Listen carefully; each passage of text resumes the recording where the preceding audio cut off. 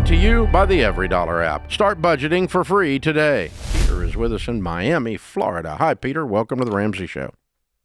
Hi, Dave. Thank you. Thank you. How can we help? So I'm wondering what role you think I should play in helping my financially irresponsible mother. You know, one of the things that it's weird about that question for a lot of us is when we face that is it seems like money is in a different category than other misbehavior. Mm-hmm. If you changed out her misbehavior for something else, a different kind of misbehavior or irresponsibility, how would the answer change? It shouldn't really, should it? It ought to be the same answer. So, in other words, if we wanted to go extreme and say, how do I help my mom who's addicted to cocaine, right? Mm-hmm. Well, it wouldn't be give her more. Right. It would be help her break the habit and transform her life. That's help. Help is not doing more of the bad thing. Help is correcting the behaviors. So, and of course, that involves the person on the other end wanting the help. Yeah, I usually run into parents don't want your help; they want your solution, right? Yeah, she just has no issues, coming to me again and again and again and again, and a nibble here and a bite here, and I know that the big bite is coming. But hold on. Why wouldn't she come to you? Because you give it to her every time. Right. I know. And so at this point, I don't even blame her anymore. You're a dependable enabler. Yeah, I don't even blame her anymore. I am. And, it's the nibbles I don't mind, and I know that that's a bad thing to say, but that's what got her to the bite. And, next thing I know, she's telling me that she rents her house because she's been bankrupt, et cetera. So she can't get a mortgage, and she can't, frankly, afford a mortgage down here anymore. So she came to me because she needed money for movers. She needed money for her security deposit, her first month last month, which I did all of that. And then I sort of dug into her finances and realized that you can't even afford this rent. So I tried to get ahead of that, and fortunately, I'm doing very well for myself and my family, but I'm doing well for myself and my family. Mm-hmm. And I've got 2 young children and a wife and a mortgage and a business to run. So I tried to get ahead Peter, of it. how long has this been going on? Oh, I mean, her financially responsible. No, you giving her money. You giving her money. How long has it been going on? Probably 5, 6, 7 years. How old is she? About 73. Oh, wow. And she's stone broke. Yeah, and recently widowed, which only, made me softer. My stepfather passed 3 years ago. Mm-hmm. So obviously that I was trying to help. And what do you make? The family household income is probably $750,000. Okay. And so it's not a matter of you can't or can. You can, mathematically. Yeah. It's a matter of what's good for her. She's 73. She's probably not very employable. I guess she has Social Security. She does have a job. I'm sorry? She does have a full-time job. She does have a full-time job. Okay, I retract that statement. What does she do? Yeah. She's a customer service, and she has been for about 20 years at the same job. But, she's one fall away from not being able to work anymore. Yeah, okay. So I'll tell you the financial answer, and I'll let John tell you the psychological answer, okay? Mm-hmm. The financial answer, if I'm in your shoes, is I'm going to sit down with her and say, Mom, you have this coming in from your Social Security. You have this coming in from your job. And these are your bills. Let's do a budget together. And you can make your bills, or you're within $400 of making your bills, or whatever it is, okay? Mm-hmm. And so I am not going to write checks just from today on without us having a sense of control over what's going on here. So I'll help you and coach you with your money, but it looks to me like you have enough to live on. Mm-hmm. And I'll help you and coach you live on that. Or if you don't have enough to live on, I'm going to give you $2,000 a month so that you have enough to live on. It's $24,000 out of $750,000. You can afford it, but you say this is what we're doing. But then she needs to it's you're becoming bitter, and I would too. Yes, because you feel like an ATM machine. Exactly. And then there's an entitlement that goes with this on her end. And so I would shut all of that down and just say, okay, this is a system, and we're going to live by this system, and draw some boundaries. And Mom, if you don't want to do that, if you don't want to live on the budget that you and I put together, and that I check on you to make sure you're living on that budget, then I'm not going to help you anymore. And you're going to have to just figure it out, because it's not good for you what I've been doing, and I'm sorry I've let you down. John, what would you do? Yeah, I wonder if you're more frustrated with yourself than with her right now. Oh, yeah.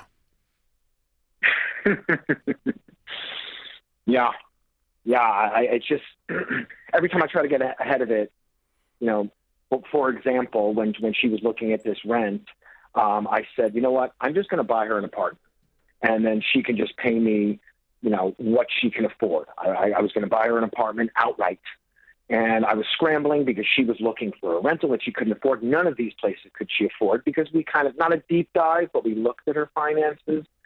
And then I realized, okay, this is just easier for me to buy an apartment. At least then I can consider it a quote unquote investment of some sort. And I presented her with it, and she said, no, I don't want to live there. I'm just going to rent this other place. And hold on. And that's where you, who are clearly a special businessman to be able to make the money you make, you're clearly very, very smart, and I would be willing to bet nobody in your sphere blows past you like that, but she does.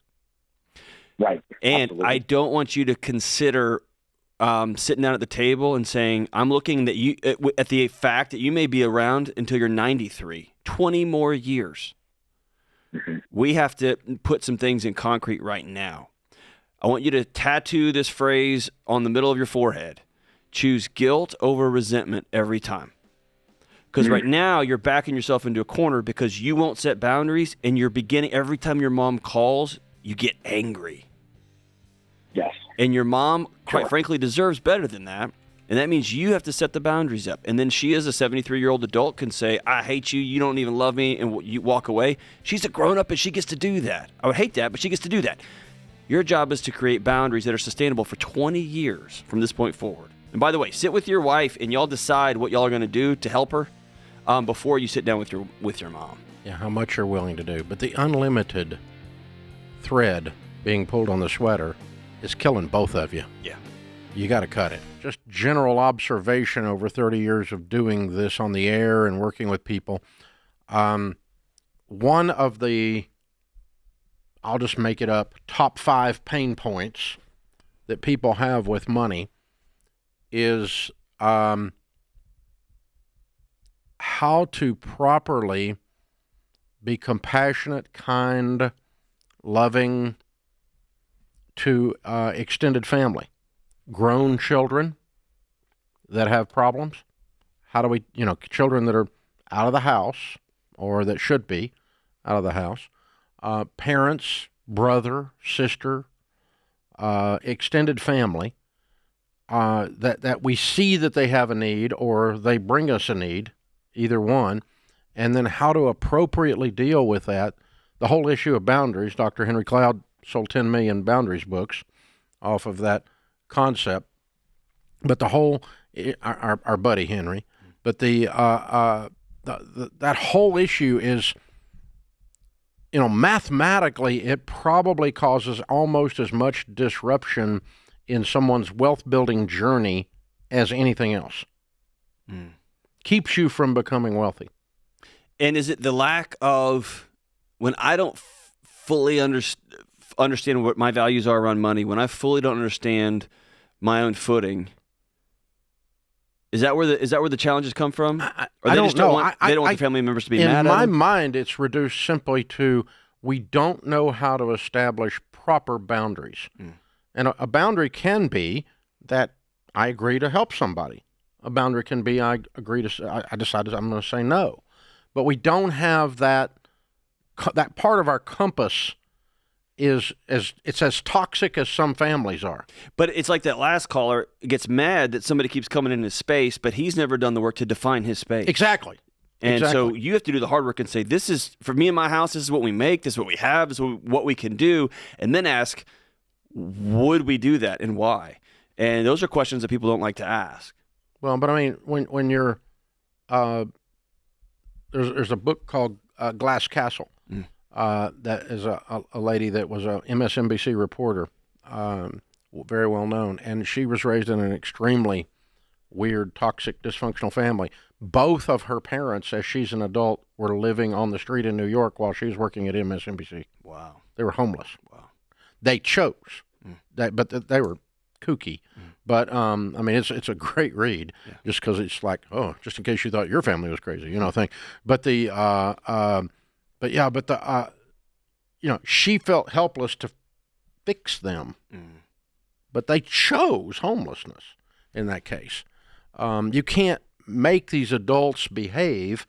The only thing you can control is your space, and that's so hard for people. Oh, it's so hard. It's so hard. But like that last caller, I guess let's say it this way: there will be a confrontation. Yep. That will happen, and the earlier you can have it, the lower it tends to be. And so in that last situation where he's thinking, I'm just going to buy her an apartment. I found one that I can afford. I'll write a check for it and call it good. And she said, I'm not living there. That's when the conversation happens. Then I'm not putting a penny towards the choices you're choosing to make. Yeah. You can figure it out. I'm not doing that. This is open invitation for you right here. Mm-hmm. And that's a hard conversation. But she has no motivation to even not live where she wants to, because she knows he's just going to give me the money. Yeah. And it's the same way with kids, the same way with neighbors, the same way with family members. But there's Cloud talks about, and I guess it was the first chapter maybe even of that book, that when you set a boundary with someone who doesn't respect boundaries, 100% of the time you can expect a negative reaction. Always. Pouting, guilt tripping, anger. None of them go, oh, well, I never thought of it that way. I'm so sorry. And think of it like you built a fence and your neighbor's throwing rocks at it, hitting it with sticks. Everyone's going to use the tools that they have to try to get you to open the gate up. And don't. Yeah. And that's hard. This is the boundary. But, man, it is really... It's hard. It causes more heartache and literally then does end up driving a wedge between a husband and wife, because one of them's helping the other one's... I'm choosing my crazy brother who won't get a job over my wife's wishes, and that drives a wedge in their marriage, and it slows down wealth building. And it's not to say you can't help extended family or you shouldn't help, but this idea that we're morally obligated to meet their every wish just because they hit the DNA lottery and happen to be kin to us. I think it's something else. Okay. I actually think if you flip this conversation on its head, we use our family members to help us feel better about ourselves. I don't want to be uncomfortable that my mom is in position X or Y, so I'm just going to do whatever.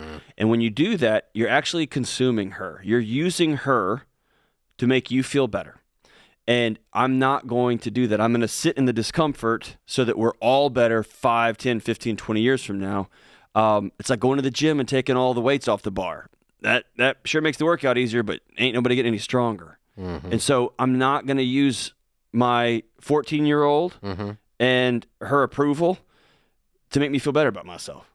I'm going to have the hard conversation, so you can't talk like that in this home. And it's really, when you say choose guilt over resentment, it's also you could be choosing their anger over resentment. Yeah, of course. You could be choosing their disapproval over resentment. They're you could be ugly choosing statements. whatever way they choose to hit back when you draw a boundary over resentment. Right. Because you're going to be resentful if you remain in the enabler seat. Right. And your spouse is going to be 10x as resentful as you are if you remain in the enabler seat. And in a less caustic situation, let's say my mom calls and says, or sends an email and says, we want y'all to come to Christmas. A whole family's coming. We're really expecting y'all to be there. And we can't travel this year. Or our family's exhausted. We don't have the money, whatever. I can say yes. And the whole time I'm driving there, I'm going to be mad at her. The whole time I'm sitting at the meal, I'm going to be mad. That's not fair to her. it's fair to her to say, we're not coming. We're unable to make that trip this year. We're not going to be able to do it. And then she gets to be an adult and do whatever reactions on the back end of that she wants to do. But the fair thing is, I'm not going to spend a weekend not liking my mom. Mm-hmm. I'd rather feel guilt. I'd rather listen to her responses than to sit there and smolder the whole weekend. And by the way, your kids learn how to treat in-laws when you do that, or your mother when you do that. You're modeling to everybody how to live. I'm just not going to do that anymore. I'm going to set the boundaries, and they're going to be hard, and I have to be in a position to let other adults walk away if they don't approve or like my boundaries on something. You know, I think Sharon and I went to the extreme other end on that. We may have messed up the other way. What's that? We don't put any expectations on our kids for the holidays, and we have fallen in love with our in-laws. So Winston's mom and dad. I mean, Dad's going on a hunting trip with me in 2 weeks. Yeah. You know, without Winston, and without my son. You know, and because Buddy and I like each other. You know, and so Buddy and Helen and Dave and Sharon do stuff. Same with Bill's parents. Same with Allison's parents. So the in-laws, we're actually friends with them, and we made that an intentional act. That's cool. But they're also cool people. That's cool. And you know, we'll travel together. I mean, Buddy's gone. You know, we've gone to Mexico together, done other stuff, and so that's cool. That we've gone on golfing trips with all of us, all the guys, all three grandpas. That's pretty cool. That's fun. So, you know, we'll do that kind of stuff, but we intend it. And then when Thanksgiving comes up and the kids go, we're going to Kansas City to Allison's parents. Go ahead. Yeah. You should. Knock it out. Should. And then we'll just figure it out. We see you all the time, by the way. They're here. They're all here in Nashville. So, yeah. So we got it made in that regard. But it's not like we're perfect or something, but we just went to the extreme of full release. Yeah. And the happiness, the secret to happiness is low expectations. Hello. But there's a strange phenomenon, Dave, that when you fully release it, it tends to come back. It tends to come back. But it works out. It does. It works out because, again, it's just if you don't have these expectations, you don't stay screwed up and torqued out all the time. That's right. And that's the same true of somebody else's money. And then people want to be around you when you're not torqued out all the time. It just tends to work that way. Yeah, and again, that's a type of boundary situation. So it's very interesting discussion. It's something I've observed here for 30 years. So setting boundaries with the extended family on money.